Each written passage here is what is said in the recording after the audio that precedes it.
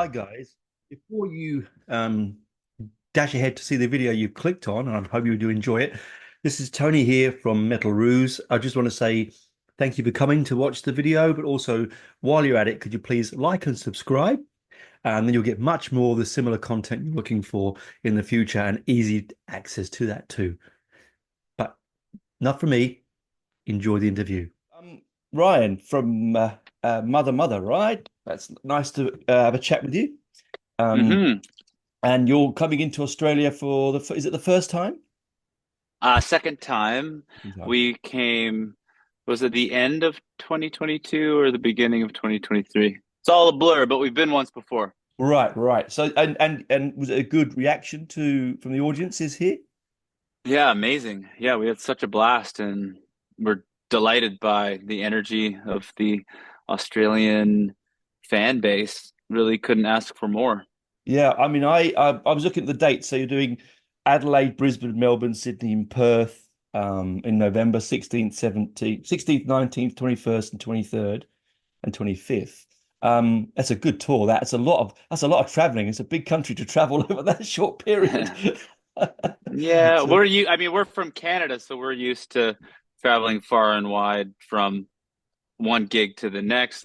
hmm. You have to drive for over a day to get from one gigging city in Ontario to the next. So, um, yeah, we're no stranger to Brilliant. geographical feats. That's good to hear because a lot of bands do come here and get completely overawed by the size of the travel between cities. Like from Perth, I mean, you're going from Sydney to Perth, and I mean that's like a 6 hour flight. It's a Yeah, long way. And some people just get a little bit overawed by that. But I'm fantastic you're going to Perth. It's so exciting for the Perth fans because they are a bit starved of good music over that side of the country because it's such a remote place. So it's brilliant that you're going to be there. yeah. Mm, Yeah, again, it's not daunting in the slightest. mm, Um, 6 hour flight. Come on, that's mm. nothing. Yeah, yeah, I know. You're about to come over all this way from there. But let's talk about the music. So you released Grief Chapter this year, hmm right? And it's it's a very high energy record, right? It's a hmm very high energy record, and when you're playing that, it must be difficult to get the energy from that record onto the stage because it goes on at such a pace. It's I it f that yeah. yeah. I feel like whenever we play any Mother song live, Mm. it has more energy than the record. Mm. Oh, okay. Always. Oh, okay, yeah, I suppose Yeah. because you've got the passion of the crowd coming through, the energy of the stage, I suppose would And I bring it just up. think music that's spontaneously happening in the moment just has more energy than stuff that you've pained over and been really meticulous about in the studio. There's just an innate chaos to playing a song front to back, warts and all, that just has a bigger energy than hearing something that a band went into the studio and crafted. I agree with you. Yes, I think that's true because I've had friends of mine say, "Oh, I didn't enjoy the sound of the gig." I said, "Well, then buy the CD." It's like, you hmm go to the band, you go to the show for the energy, and for the emotive experience of being with the band. Are you such a? I mean, I was reading your stats. It's incredible your success at the moment. Like, the amount of downloads that you guys. I think it was something like 3.9 billion across YouTube or something. It's like I can't even put that in my brain. How many people that's fantastic, you know. And that comes across in the quality of your music though, mate, because you listen to this, you listen to the previous albums, and um it really you didn't get that success by sheer luck. Let's just say that. All right. It's the quality of your music, you know. And I was just blown me away. I was looking at honestly, I was like 6.9 billion global. I was like, whoa, I can't even put my brain on that. Like it's Yeah, neither amazing. can I. I think it's all still a shock. Even, after 15 years of grinding, Mm, and then coming into a higher tier of success after that long of being in Mm, the industry, it almost makes it more unbelievable. Like you get so used to existing in a certain realm mm. um, as a band, and then when more connection is made, yeah, you just don't really believe that it's happening to you. You just get so used to, yeah, a It's, certain level of success, I guess. So yeah, we're still kind of just pinching ourselves and trying to greet it with just good old fashioned hard work and humility and gratitude. Because I agree, like you create your luck right by hard work and hopefully making something that's quality. But there's a lot of sheer luck involved as well, and we don't forget that. and speaking of that, so my I've got daughters and they're in this early 30s, okay? And they really love your stuff. So your audience, so is your audience a stretch across all, because I mean this kind of download numbers and wherever you are, is it a stretch across all age groups, do you think, when you come to your shows? Yeah, I mean, for sure.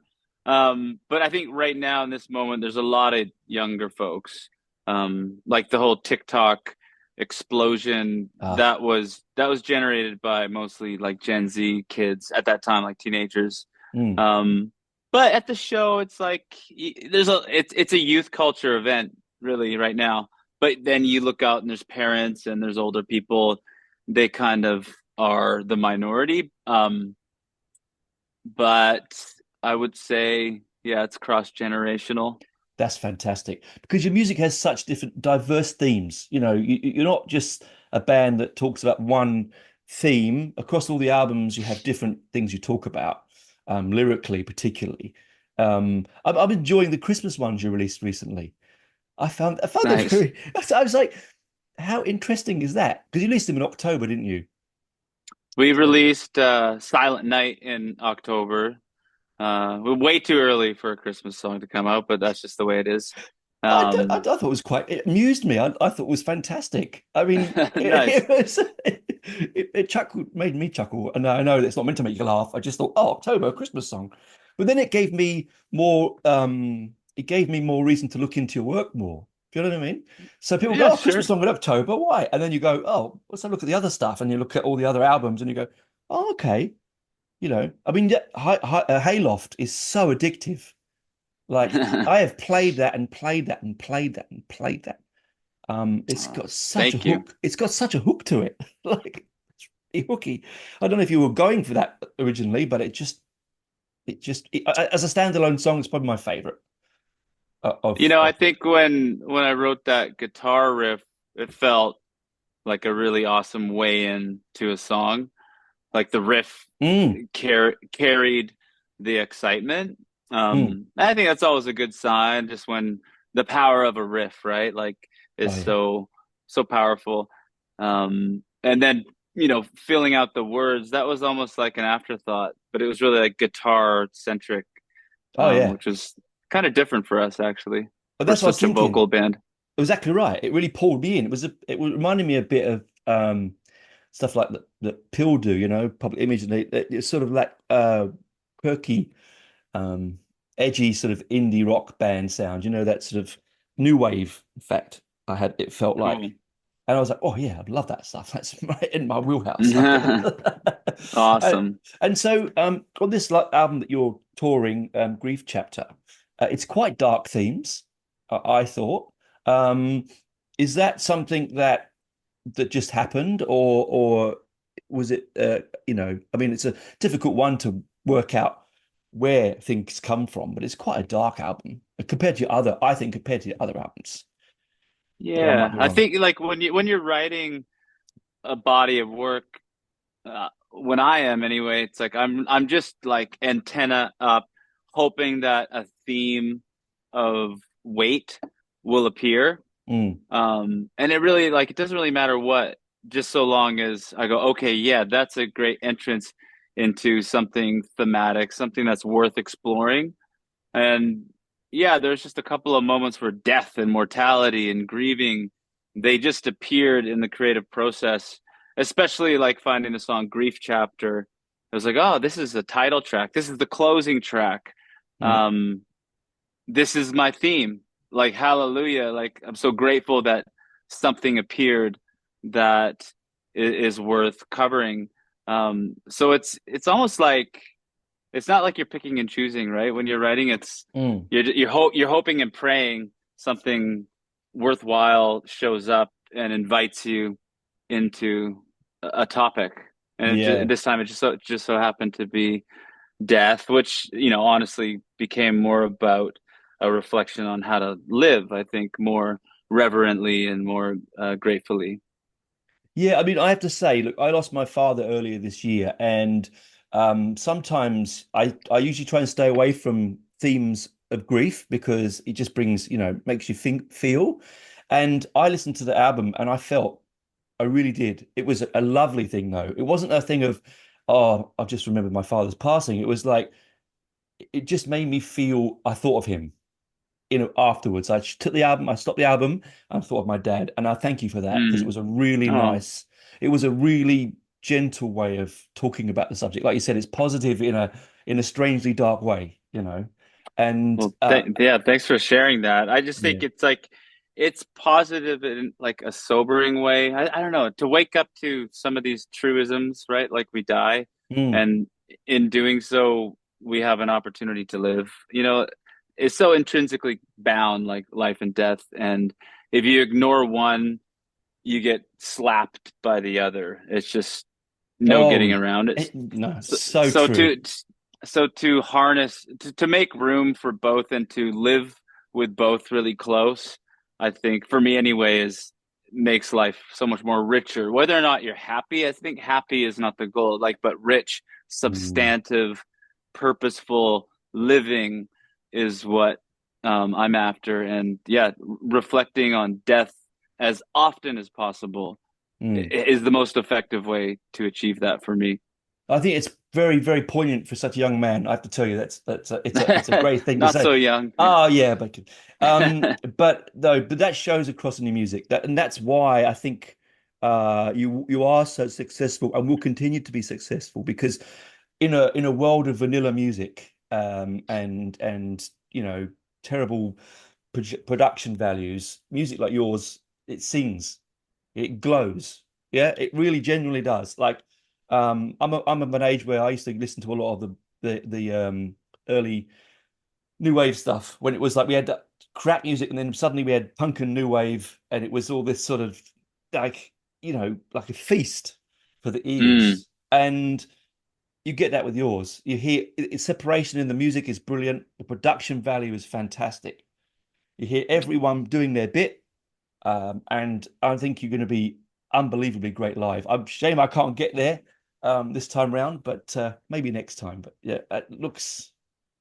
I hope you have a really good because you're touring with three bands. Is that two other bands? Is that right? Three bands.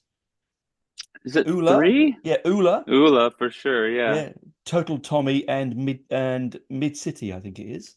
Yeah, Okay. I wonder if they are everywhere or are they in certain cities? Like there is might I be. don't Yeah, I'm always bad at the details. Like I kind of like look at the thing while I'm on the plane. yeah, Okay, what's going on with this tour? What yeah, yeah. who's Well, you who? got so much else to do, but Ula will be good. Yeah, Ula we will be. toured with her last time we were here. She's great. Yeah, really high. Again, really a professional musician. So Yeah. that's fantastic. Well, anyway, thank you for coming on and chatting. I Yeah. really do. Have you got, obviously this was released back in February. Are you working on more material or is that? Yeah, as we speak, we are, yeah. Oh, brilliant, brilliant. Um, yeah, I'm pretty excited about it. You know, I find the act of making a record typically quite torturous and upsetting. And this stuff that we're working on right now is the most joyous and confident and elated I've felt in the production realm that I have felt in well over a decade. Oh, brilliant, So it's That's nice, fantastic. at the very least, that's just a nice gift because you get sick of just like being tortured by the creative process. Yeah, like it's supposed to be Yeah. joyful, but Oh no, ironically, no. it's really tough sometimes. Yeah, I mean, I'm being an artist myself. You know, all creation is hard. You're giving birth Hmm. physically to something, and then you've got to show the world it. And Yeah. your soul is across that. You know, like, and you open yourself to so many negative. You get lots of positive, obviously, but you open yourself to negative things as well, which is painful, right? And so you in one mind, you're thinking, I want to release this because I love this, but I don't want people to not like it because I love it so much, you know? Yeah. You And have that, to kill the butterfly. I read this thing about the creative process that like the thing you dream up is so much greater and so much more colorful and beautiful than the manifestation of it in this earthly three-dimensional realm. yes, And yes. so when you pluck it down, it's like you're killing the dream of what it could be, the ideal in your mind.